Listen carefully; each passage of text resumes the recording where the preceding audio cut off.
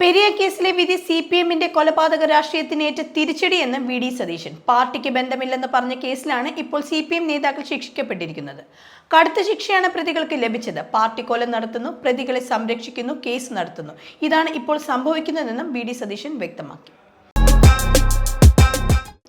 മുൻ എം.എൽ.എ അടക്കം സിപിഎമ്മിലെ പ്രധാന നേതാക്കൾക്ക് ശിക്ഷ ലഭിച്ചത് ചെറിയ കാര്യമല്ലെന്ന് കെ രമ.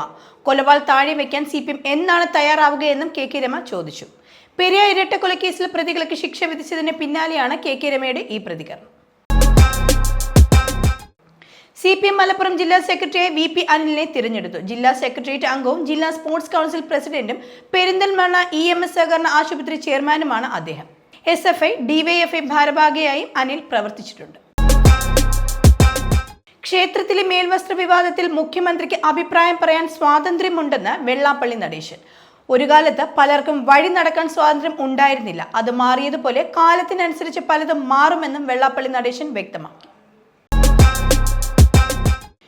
പ്രതിഭ MLAക്ക് പിന്തുണയുമായി സജി ചെറിയാൻ എത്തി. പ്രതിഭയുടെ മകനെതിരായ കഞ്ചാവ് കേസിലാണ് ന്യായീകരണവുമായി സജി ചെറിയാൻ എത്തിയിരിക്കുന്നത്. പുകവലിക്കുന്നത് അത്ര വലിയ അപരാധമാണോ എന്നും അദ്ദേഹം ചോദിച്ചു. കായംകുളത്ത് S. വാസുദേവൻ പിള്ള രക്തസാക്ഷി ദിനം ഉദ്ഘാടനം ചെയ്ത് സംസാരിക്കുകയാണ് മന്ത്രിയുടെ ഈ വിവാദ പരാമർശം.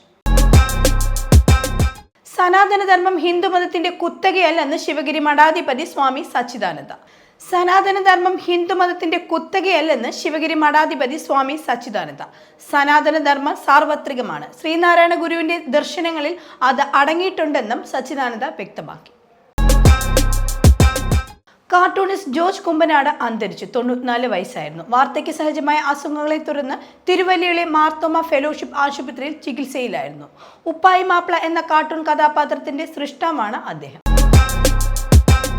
കോവിഡ് മഹാമാരിക്ക് ശേഷം ഭീതി പരത്തി പുതിയ വൈറസ് എത്തി. ചൈനയെ പിടിച്ചു കുലുക്കുകയാണ് HMPV വൈറസ്.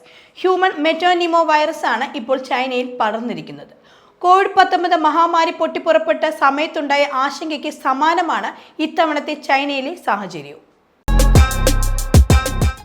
മധ്യപ്രദേശിലെ പീതാംപൂരിൽ 337 ടൺ യൂണിയൻ കാർബൈഡ് മാലിന്യം സംസ്കരിക്കുന്നതിനെതിരെ നടന്ന പ്രതിഷേധത്തിനിടെ 2 പേർ സ്വയം തീ കൊളുത്തി മരിച്ചു. ധാർ ജില്ലയിലെ മാലിന്യ നിർമ്മാർജ്ജനത്തിനെതിരെ ബന്ദ് ആചരിക്കുന്നതിനിടെയാണ് സംഭവം നടക്കുന്നത്.